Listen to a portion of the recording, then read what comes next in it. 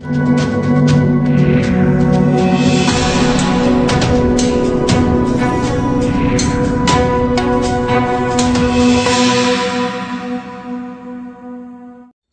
में चल रहे धरने प्रदर्शन को लेकर आज सन्नोट गांव के लोगों ने एक हस्ताक्षरता अभियान भी चलाया है।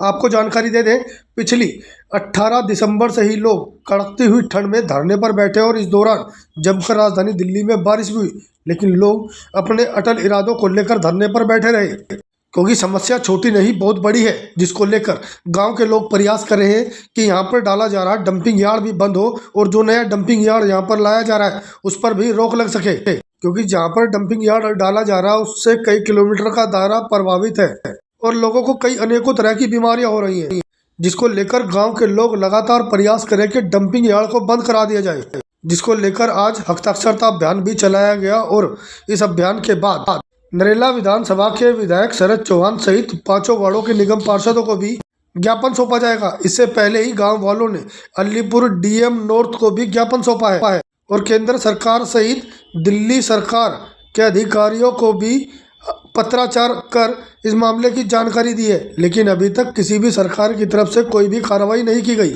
जिसके चलते गांव के लोग धरने पर बैठ गए और इनकी मांग है कि जल्द से जल्द इस डंपिंग यार्ड को यहां से हटाया जाए, क्योंकि इसकी वजह से कई अन्य बीमारियां गांव के लोगों को हो चुकी हैं और कई लोगों की मौत भी हो चुकी है, जिसको लेकर गांव के लोग अपने मजबूत इरादे के साथ धरने पर बैठे हैं और लगातार प्रशासनिक अधिकारियों से भी पत्राचार कर रहे हैं ताकि इस डंपिंग यार्ड को बंद कर दिया जाए।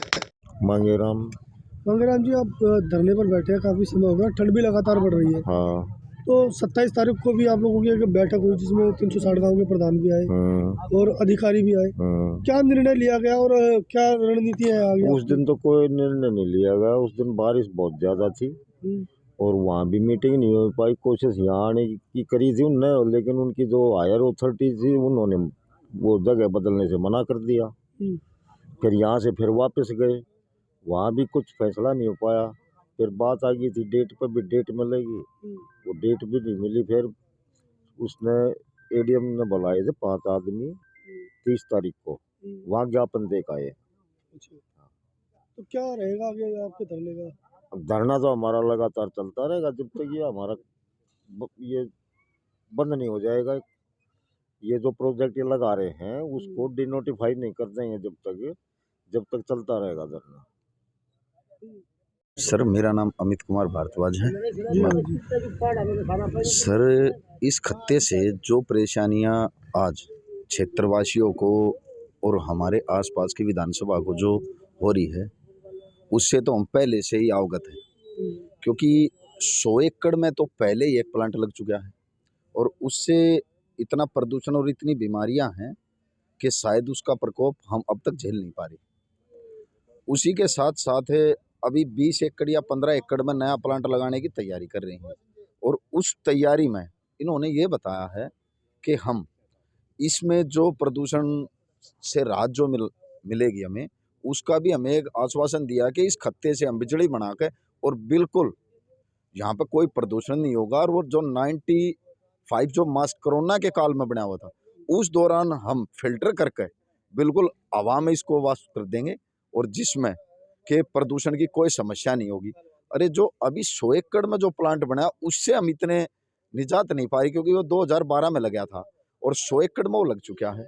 अब 100 एकड़ में लगे हुए प्लांट से हम इतने परेशान हैं और ये 15 एकड़ में और लगाने लग रहे हैं। कितने लोग हैं जो बीमार हैं इस क्षेत्र में? तो बीमारियों का तो कोई हालात ही नहीं। आसपास के किसी भी हॉस्पिटल में चले जाओ आप, मेरे ख्याल से एक के ऊपर एक परेशान व्यक्ति पड़ा हुआ है, जिनको ना बेड की सुविधा है ना कोई स्वास्थ्य कर्मी आते हैं। यहाँ तो आप जन सुनवाई के दौरान भी देख सकते हो पूरे क्षेत्र में प्रदूषण के सिवा है क्या। इतना बड़ा इंडस्ट्री एरिया लगा हुआ है, 5 इसमें सेक्टर बने हुए हैं, 500 में कम 20-25 हजार फैक्ट्रियां हैं, उन फैक्ट्रियों से ही परेशान है। उसके बाद ऊपर से अब ये बिजली बनाने का, और बिजली बनाने का तो पहले से इसमें बिजली बनाने का प्लांट लगा हुआ है, तो अब किस चीज की जरूरत है?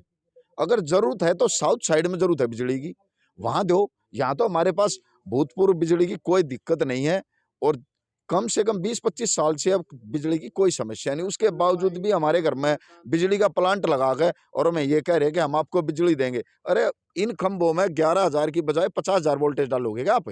बिजली की कोई समस्या नहीं है, सिर्फ हमारे क्षेत्र को प्रदूषण इनोवेट बनाना है और प्रदूषण की समस्या को दूर करने के लिए हम सभी ग्रामवासी क्षेत्रवासी ये धरने पर बैठे हुए हैं। 18 तारीख से ये धरना चल रहा है और ये धरना तब तक चलेगा जब तक पूर्ण रूप से इस खत्ते को बंद नहीं किया जा सकता और इस पर आइंदा आगे से हम कोई भी डंपर वगैरह नहीं डलने देंगे और ना ही यहाँ पर प्लांट लगाने देंगे। क्योंकि अब ये बोल रहे बाईपास वाला जो सुप्रीम कोर्ट ने ऑर्डर कर दिया है कि बाईपास के खत्ते को हटाओ, तो ये खत्ते हटा अब वहाँ का कूड़ा अब हमारे क्षेत्र में डालेंगे। आप या मैं आपके चैनल के माध्यम से और हम सभी ग्रामवासी बैठे हैं, अगर कोई भी आपका चैनल भी अगर आप अपने घर का कूड़ा अपने बराबर वाले पड़ोस वाले के घर के सामने डाल दोगे, क्या आपका झगड़ा नहीं होगा? जब आप अपने घर का पड़ोस का कूड़ा एक सिर्फ थैली पॉलिथीन नहीं डलवा सकते, तो हम इतने बड़े खत्ते को क्यों अपने घर में डलवाएं? ये हमारी सबसे बड़ी मांग है। और आपके चैनल के थ्रू मैं ये कहना चाह रहा हूं कि आप दिल्ली सरकार हो या केंद्र सरकार हो या कोई भी प्रतिनिधि जो जिस महकमे के अंडर आता हो कि हम इसको नहीं पढ़ने देंगे। हमने ज्ञापन डीएम को भी दे दिया है, हमने ज्ञापन अपने यहाँ के जो स्थानीय नेता हो इनके द्वारा कल और आज दोनों जगह जो भी संस्था इससे जुड़ी होगी हम उनको ज्ञापन दे के आएंगे और इस खत्ते को सुचारू रूप से बंद करवाए के रहेंगे। ये हमारी मांग है। आप अपने चैनल के द्वारा हमारी मांग को उचित जगह और उचित जगह पर आप उठाओ, हमारा यही आपसे आश्वासन है। धन्यवाद। नाम बताइए। प्रमोद नरवाल प्रमोद जी, धरने पर बैठे हैं आप लोग जी। और 27 तारीख को भी एक बड़ी बैठक हुई थी आप लोगों की, क्या निर्णय लिया गया और किस सरकार के अधीन है जो ये प्रोजेक्ट चलाया जा रहा है? देखिए 27 तारीख को जन सुनवाई रखी गई थी दिल्ली प्रदूषण कंट्रोल अधिनियम के तहत। तो उस दिन ज़्यादा बारिश हो गई थी, तो उसके बाद हम एडीएम साहब आ गए थे, 11 बजे हम पहुंच गए थे। तो एडीएम साहब से बात हुई जगह चेंज करने की, एक वाटिका है हमारे यहीं उसमें कि यहाँ बारिश में हम बैठ सकते हैं। लेकिन फिर जो भी रहे अथॉरिटी ने उन्होंने मना कर दिया। वापस हम वहाँ गए, भारी विरोध था उसका, पूरे गांव में देहात ने जे कॉलोनी मेट्रो विहार के काफ़ी आदमी वहाँ पहुँचे। भारी बारिश के बावजूद भी 1:30-2 बजे करीब वहाँ पहुँचे दोबारा से, और भारी विरोध के बीच में जन सुनवाई में कोई ऐसा डिसीजन नहीं हो पाया। उसके बाद हमारे प्रतिनिधि कुछ 5 डेलीगेशन हमारा मिलने गया था। हमने अपनी पूरी समस्या एडीएम साहब के सामने रखी है। उन्होंने मैं 3-4 दिन का टाइम दिया कि मैं अपने 3-4 दिन में अपनी जो भी रिपोर्ट है वो संबंधित मंत्रालय को भेज दूँगा। तो क्या लग रहा है आपको कि जो डंपिंग यार्ड है वो हटा दिया जाएगा या फिर ये धरना इसी तरह जारी रहेगा? नहीं, बिल्कुल, जब तक डंपिंग यार्ड नहीं करके एक वेस्ट टू एनर्जी प्लांट लगा रहे हैं खत्ते से बिजली बनाने का। जब हमारा क्षेत्र पहले से ही दिल्ली में अगर देखा जाए तो आपको भी मीडिया वाले आपको तो हमसे भी ज़्यादा पड़ा होगा कि दिल्ली में सबसे ज़्यादा प्रदूषित कोई है एरिया, तो हमारा नरेला बवाना आता है नंबर। उसके बाद उसमें इस तरीके का पावर प्लांट आप लगा रहे हैं जो खत्ते से जला के बिजली बनाएंगे, तो प्रदूषण बढ़ेगा घटेगा नहीं। और ये जो पहले से आप खत्ता देख रहे हैं, ये भी प्रोजेक्ट लगा था 2012 में स्टार्ट हुआ था। उस टाइम इन्होंने भी यही सपना दिखाया था कि हम खत्ता तो डालेंगे नहीं, क्योंकि सेम ऐसी प्रोसेस से वो बिजली बनाएंगे जिससे ये बना रहे हैं। अब आप देख सकते हैं कि कितना बड़ा पहाड़ 2.5-3 किलोमीटर का ये पहाड़ इन्होंने खड़ा कर दिया। तो हम उनके बहकावे में अब की बाहर नहीं आएंगे। उस बार हमें नहीं पता था, उन्होंने हमें ऐसे टीवी पे बैठा के स्क्रीन पे दिखाया कि इतना अच्छा हम प्लांट लगाएंगे, खत्ता तो पड़ेगा नहीं, इसलिए ग्रामीणों ने उसका ज़्यादा विरोध नहीं किया, ये प्लांट लग गया था। लेकिन अब की बार दिल्ली देहात इनके बहकावे में नहीं आएगा और ये प्लांट